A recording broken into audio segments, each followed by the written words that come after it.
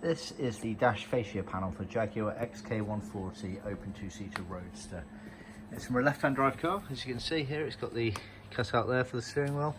It's been stripped down, so this is the actual face material. Obviously the material will be on this panel here, which was leather.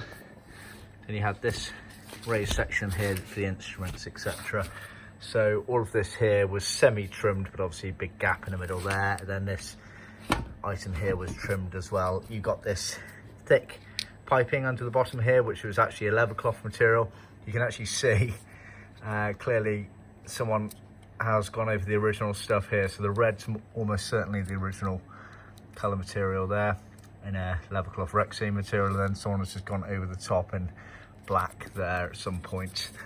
You can see they attach on using these fixing holes here, along with these ones here on the underside. So it goes in like that basically.